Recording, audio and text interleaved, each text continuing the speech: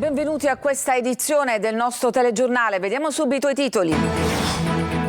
Operazione antimafia dei Carabinieri del Rosso contro Cosa Nostra, 19 arrestati con l'accusa di associazione di tipo mafioso e voto di scambio. Arrestato anche Giuseppe Castiglione, ex presidente del Consiglio Comunale di Catania.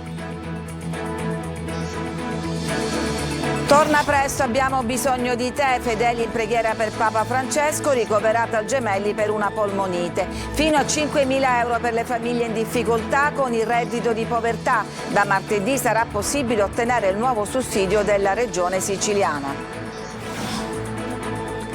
Al Museo del Cinema di Catania arriva la macchina da presa inventata da Gaetano Ventimiglia, operatore di ripresa che lavorò con Hitchcock. Andiamo avanti con l'altro titolo, siamo al calcio. Il triste del Palermo al Cosenza ridà ossigeno e serenità alla squadra rosanero, salva la panchina di Dionisi in Serie C, pareggio che brucia il Catania sul campo dell'Altamura. Grella dice: siamo arrabbiati e stufi degli errori arbitrali. E dunque in primo piano l'operazione antimafia dei Carabinieri del ROS contro Cosa Nostra di Catania. 19 gli arrestati, accusati fra l'altro di associazione di tipo mafioso e voto di scambio. In manette anche il deputato regionale Giuseppe Castiglione, ex presidente del Consiglio Comunale di Catania. Sentiamo i dettagli nel servizio di Desiree Ferlito.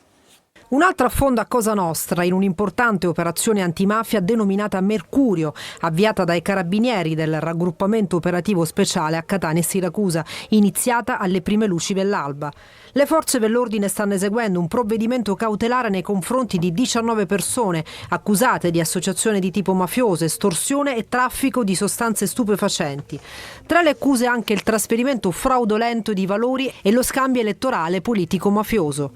Tra i destinatari del provvedimento c'è anche il deputato regionale siciliano Giuseppe Castiglione, capogruppo del Movimento Popolare Autonomisti, eletto nel novembre del 2022, ha ricoperto ruoli in Commissione regionale antimafia.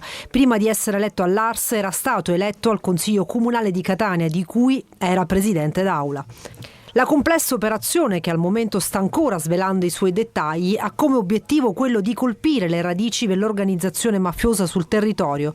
L'ordinanza emessa dal giudice per le indagini preliminari di Catania è stata attivata su richiesta della Procura a seguito di un'inchiesta che ha raccolto prove su diversi reati. Contestualmente alle misure cautelari, nell'ambito della stessa operazione è in corso di esecuzione un decreto di sequestro preventivo di aziende e beni per un valore di 300.000 euro.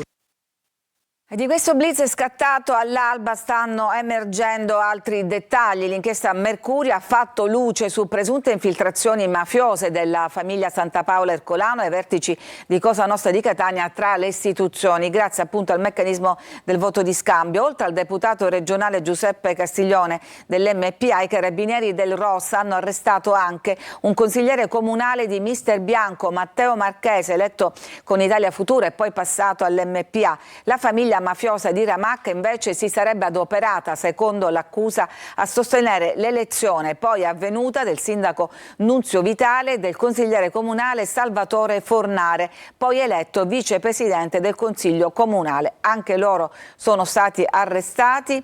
Altri dettagli ovviamente nel corso di questa edizione, poi alle 14.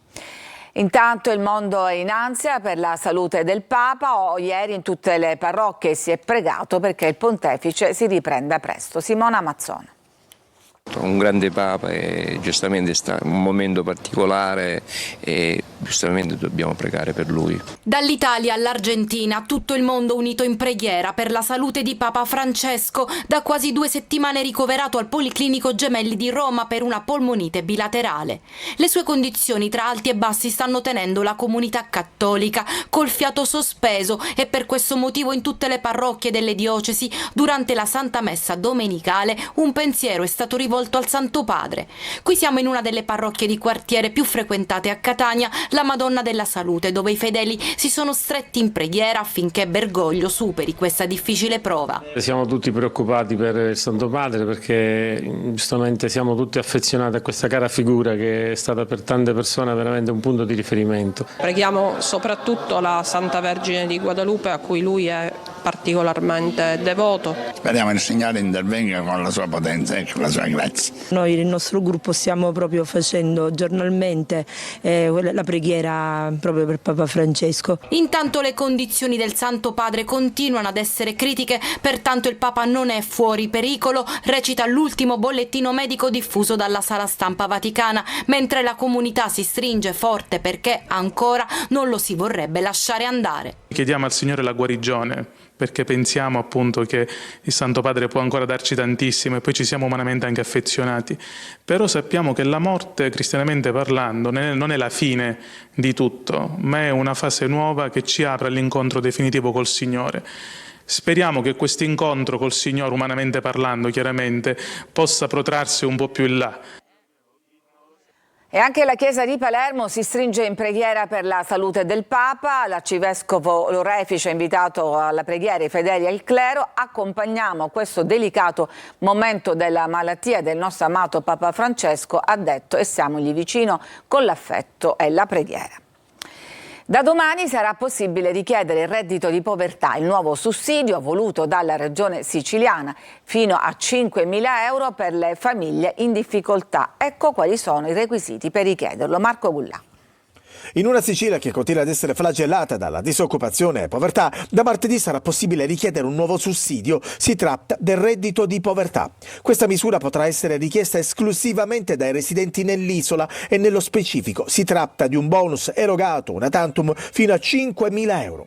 E questa è la cifra massima ottenibile da famiglie che si trovano prossime alla soglia della povertà. Da martedì 25 febbraio dalle ore 12 e fino al 15 aprile alle ore 17 sarà possibile presentare questa nuova domanda, quindi la domanda del reddito di povertà introdotta proprio dall'ARS della regione siciliana. Potranno partecipare tutte le persone che hanno un ISEE al di sotto dei 5.000 euro, tutte le persone che sono residenti in Sicilia da almeno 5 anni. Quindi i requisiti sono questi e poi non avere commesso dei reati mafiosi, non avere un componente che ha commesso dei reati mafiosi importanti negli ultimi anni.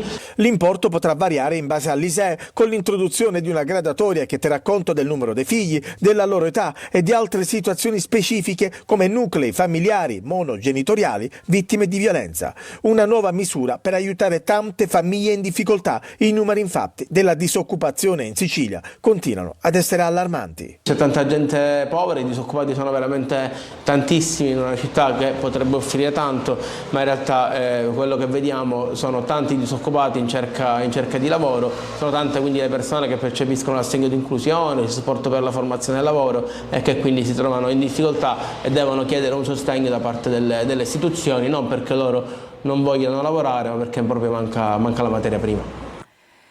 Gli omicidi volontari in Italia sono calati del 33% in 10 anni, dai 475 del 2015 ai 319 dell'anno appena finito. E quanto emerge dal report omicidi volontari della Criminal Poll della Polizia, un calo che si conferma anche nel 2024 con un decremento del 6%. La flessione maggiore riguarda gli omicidi legati alla criminalità mafiosa, dai 53 del 2015 ai 15 del 2024. La Campania è la regione dove si sono verificati più omicidi, seguita da Lombardia e Lazio.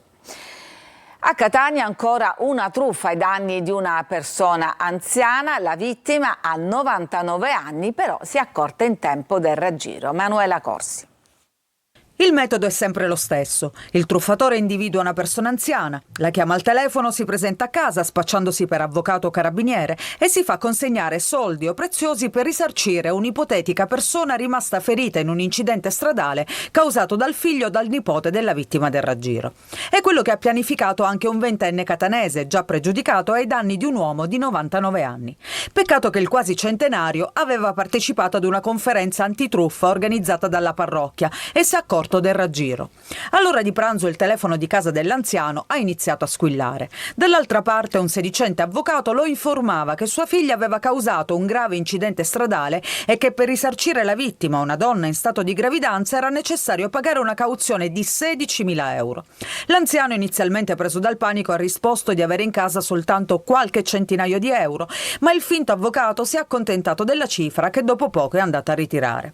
Dopo pochi minuti però ha richiamato la vittima, raccontando che la donna investita non giudicava sufficiente la somma e che voleva anche dei gioielli. A quel punto l'anziano si è ricordato di aver partecipato ad una conferenza antitruffa tenuta dai carabinieri dopo una funzione religiosa e ha capito di essere vittima di un raggiro. Ha interrotto la telefonata, ha chiamato la figlia, che naturalmente ha smentito di essere stata coinvolta in un incidente, e si è recato in caserma per sporgere denuncia. I militari dell'Arma, visionate le immagini di videosorveglianza della zona, hanno identificato il giovane catanese che era già stato arrestato per aver messo a segno un mese fa una truffa identica ad Agrigento. E torniamo alla notizia di apertura, il blitz contro Cosa Nostra di Catania. Ci sono altri procedimenti. L'inchiesta Mercurio rappresenta la prosecuzione dell'operazione Agorà e secondo la DDA di Catania ha consentito di acquisire un grave quadro indiziario sulla base del quale sono stati ricostruiti gli affari criminali della famiglia Santapaola Ercolano, sviluppati anche attraverso gruppi a loro storicamente collegati, quali quello del Castellursino e della famiglia di Ramacca. Il quadro ha evidenziato anche la capacità del clan di infiltrarsi nelle istituzioni attraverso soggetti politici locali dei quali hanno sostenuto la candidatura, rispettivamente per le tornate elettorali nei comuni di Misterbianco e Ramacca nel 2021 e dell'Assemblea regionale siciliana nel 2022. L'indagine avrebbe individuato e ricostruito l'organigramma del gruppo del Castellursino con a capo la figura di Ernesto Marletta e quella di organizzatore di Rosario Bucolo. Quest'ultimo risulterebbe impegnato anche nella gestione delle estorsioni a danni di diverse attività commerciali o nella richiesta di tangenti, l'imposizione di manodopera, nel trasferimento di valori attraverso fittizie intestazioni, nel settore in particolare delle onoranze funebri. 2 società sono state anche sequestrate, si tratta la Nicotra Biagio Alessio e le onoranze funebri San Marco. Montagne di rifiuti nel rione San Leone a Catania, mentre il comune lancia un'offensiva contro gli incivili, i residenti di via Re di Puglia protestano per le discariche abusive. Sentiamo Tonino De Mana. Montagne di spazzatura ad altezza d'uomo, sparse ovunque, su quel che resta dei marciapiedi sventrati dai mezzi meccanici in occasione dei rari momenti di raccolta ed in prossimità delle scalette, quasi off limits ai residenti di via Re di Puglia. Entrare ed uscire dalla propria abitazione non è agevole e chi resta in casa non può neanche affacciarsi al balcone. Purtroppo ci dobbiamo convivere, non ci possiamo fare niente, un bel po', mi sembra che ha una settimana che non vengono a ritirare. Eppure lei la raccolta differenziata la fa, vedo che è tutto attrezzato. Sì, come lei ben vede abbiamo anche i sacchi messi là, a parte che i bidoni già sono pieni. Tra il giardino di casa e le scalette ci sarebbe il marciapiede, eccolo, somiglia ad un sentiero naturalistico. Purtroppo siamo in via Re di Puglia e non siamo in via Etnea. Questo signore non ha torto, in effetti via Etnea è lontana anni luce, lì è il salotto buono della città, qui sembra una succursale della discarica di Lentini. Esasperati i cittadini, in via Re di Puglia c'è gente che paga la salata Tari e che differenzia in modo corretto. 292 completa. E che ora dovrebbe arrivare, speriamo che non ci siano aumenti, ma siamo regolarmente che paghiamo le bollette, io gliele posso anche far vedere. Da quando hanno tolto i cassonetti, noi facciamo la differenziata dall'altra parte, ma qua non ci sono né bidoni né niente, siamo dimenticati. Serve una repressione, solo in questo modo purtroppo si può trovare una soluzione, perché qui mi credo è invivibile. Nel muro si scorge un cartello, area sottoposta a videosorveglianza, ma è solo un deterrente e lo sanno tutti. Le telecamere non ci sono ed allora servirebbero maggiori controlli. Il comune di Catania, forte di un potenziamento dell'organico della polizia municipale, ha annunciato un giro di vite contro gli incivili, ma l'offensiva riguarderà anche via Re di Puglia? La speranza dei residenti, si sa, è l'ultima a morire. A Siracusa adesso, dove i residenti di Mazzarona dicono no al centro comunale di raccolta che dovrebbe sorgere proprio vicino alle abitazioni. Francesco Aloi. Sono aberranti, i CCR sono importanti, ma davanti le case sono aberranti. CCR fuori dal centro abitato, dai balconi alla strada, è quello che i residenti di Mazzarona, popoloso rione di Siracusa, urlano ormai da diverse settimane. In questo spazio nei prossimi mesi dovrebbe sorgere uno dei 3 nuovi centri comunali di raccolta, ma a 2 passi dai palazzi. Per questo hanno deciso di unirsi e manifestare, ribadendo il loro no. Hanno fatto un progetto e una decisione senza criterio, non solo senza contattarci, perché anche se ci avessero contattato sarebbe stata una scelta scellerata. Qualche giorno fa sono stati anche a Palazzo Vermexio, ma l'amministrazione sembra voler proseguire per la stessa strada, perché cambiare area potrebbe significare perdere i fondi. Invece di lavorare per trovare un'alternativa, visto che gli è stata data una proroga fino al 2028, ancora continua a dare disagio ai residenti. Una buona amministrazione, da buon padre di famiglia, deve valutare tutte a 360 gradi tutte le problematiche. Ma la manifestazione non è solo per dire no al CCR, almeno in quest'area. I residenti vogliono che ci sia più cura per il quartiere, a loro dire abbandonato. Sicuramente più di quello al quartiere, che da anni è stato abbandonato al suo destino, non ci sono servizi, non ci sono appunto, non c'è manutenzione ai servizi che i 2 ci sono. Chiediamo decoro, chiediamo delle strade pulite, dei marciapiedi alberati, dei giochi e dei parchi per i bambini. E se la situazione non dovesse cambiare, non si tirano indietro all'ipotesi di altre manifestazioni. Ci fermiamo, c'è adesso una pausa, torniamo dopo con altre notizie.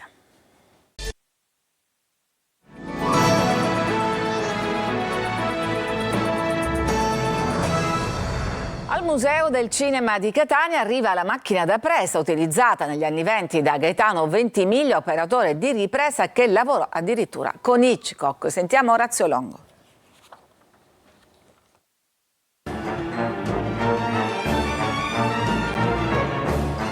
Il barone Ventimiglia, così lo chiama il grande regista Alfred Hitchcock, tanto da inserirlo nei titoli del suo primo vero film, The Lodger del 1926, come Baron Ventimiglia. Ma il barone altro non era che Gaetano Ventimiglia, operatore di ripresa, definito dalla rivista francese Ciné Mirror come asso tra gli operatori più celebri. Ventimiglia era nato a Catania per poi spostarsi in tutto il mondo fino a diventare operatore di ripresa del maestro della suspense Hitchcock nel suo periodo inglese.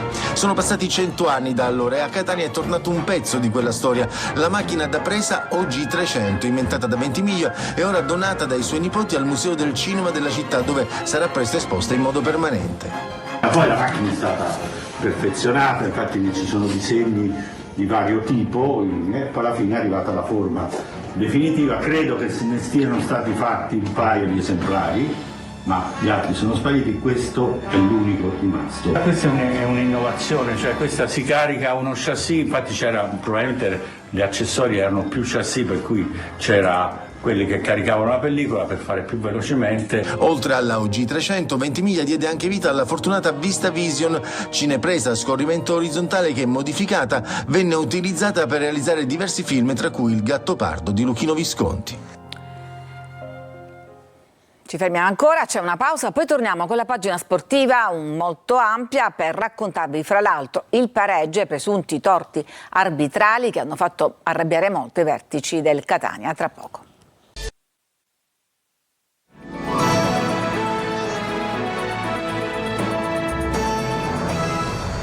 Siamo al calcio, il Palermo vince e convince 3-0 a Cosenza e 3 punti d'oro per i rosaneri. In gol Pierozzi, Brunore e poi Giampaolo. Sentiamo Marco Gullà.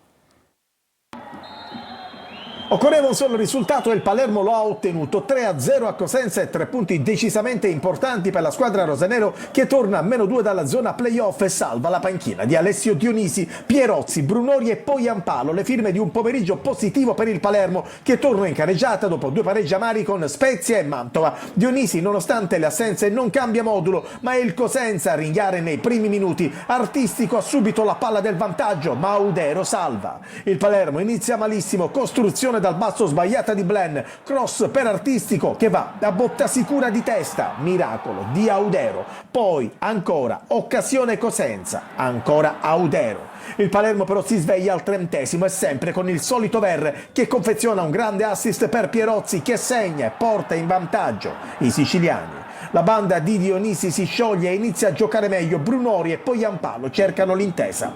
Ripresa, il Cosenza prova a pareggiarla ma ha poca precisione dalla tre quarti in su. Ci sono spazi quindi per il Palermo. Al 54° tocco di Dorazio di mano in aria. Si va al VAR ed è calcio di rigore. Brunori trasforma con freddezza 0-2.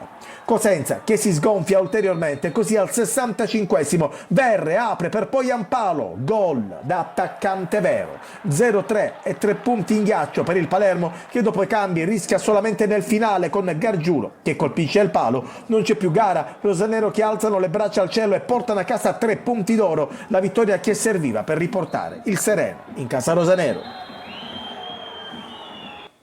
E il Catania, falcidiato dagli infortuni, pareggia ad Altamura. La dirigenza però si lamenta per le decisioni arbitrali che hanno portato ad un rigore non concesso e all'espulsione di Stoppa. Sentiamo Marco Carli. Nell'1-1 di Altamura, secondo pareggio consecutivo per il Catania, c'è molto da raccontare. L'aspetto agonistico, gli infortuni, ormai filo conduttore della stagione etnea, ma anche i casi arbitrali con il rigore non fischiato su Stoppa e l'espulsione del giocatore rossazzurro. Decisioni entrambe contestate dal Catania attraverso le parole del vicepresidente Grella che si è presentata ai microfoni a fine gara. I rossazzurri arrivano al match del D'Angelo privi di 6 elementi a cui si aggiungono anche Di Tacchio, problema al costato, Allegretto, fastidio muscolare e Inglese, infiammazione tendinea. I primi 2 non vanno neanche in panchina, il secondo sì, ma solo per onor di firma. Toscano sceglie Montalto dall'inizio e Gega in difesa che colpisce di testa in avvio trovando Viola. Sul ribaltamento di fronte Leonetti si ritrova tu per tu con Dini, con il portiere bravissimo ad evitare il vantaggio dei padroni di casa. Vantaggio che arriva però poco dopo la metà del tempo. Celli si fa sorprendere da Rolando, rigore e trasformazione impeccabile proprio di Leonetti. Il Catania ha poco ritmo e gli serve maggiore qualità. La trova in Jimenez che conquista una punizione e tiro di Montalto parato da Viola. Nel finale di tempo è protagonista ancora l'ex Atalanta Under 23 che lancia Celli, il difensore rimedia all'errore precedente, supera Mané e crossa a centro area e rompe Jimenez che di testa manda in rete per l'1-1 all'ultimo secondo di gioco. I rossazzurri partono bene anche nella ripresa, costruiscono una bella occasione con Frisenna che in scivolata manda di poco fuori un cross di De Rose. Gli etnei si fanno vedere anche con De Paoli in avanti ma perdono Guglielmotti per infortunio di natura muscolare. Dall'altra parte Palermo, nuovo entrato, a non concretizzare in almeno 3 circostanze la possibilità del vantaggio biancorosso. Nel finale arriva anche l'episodio, anzi il doppio episodio che fa infuriare la dirigenza etnea. Stoppa cade in area dopo essere stato affrontato da Rizzo, sarebbe rigore ma l'arbitro fa proseguire. A pallone lontano i due entrano di nuovo a contatto, Rizzo va a terra, un tuffo dice Toscano, l'arbitro richiamato dall'assistente espelle il numero 21 del Catania per fallo di reazione e richiama le lamentele etnee. Nel finale ci devono rispettare, dice Grella, ci mancano 10 punti. Il Catania torna a casa con un pari, adesso Toscano dovrà trovare le soluzioni fra infortunati e squalificati per la prossima partita, ma oggi a dominare in casa etnea è solo la rabbia. E sentiamo queste dichiarazioni infuocate di Grella contro i torti arbitrali. Sentiamo lui e poi il tecnico toscano. Siamo stufi, ho sentito il Presidente, non l'abbiamo mai fatto, abbiamo sempre cercato tramite i canali corretti. Si vede che questi canali corretti non portano a niente e la nostra frustrazione e delusione è al limite. Questo club investe milioni di euro e noi vogliamo essere tutelati. Io sono stufo, sono veramente stufo e arrabbiato nella presunzione e la mancanza di rispetto al nostro club. Abbiamo immagini che fanno vedere chiaramente è un rigore nettissimo, è un'espulsione che francamente mi lascia senza parole e volevo trasmettere questo messaggio perché veramente siamo stufi e non ce lo possiamo più permettere di avere questi torti che a somme di hanno fatto sì che il nostro club ha perso tantissimi punti.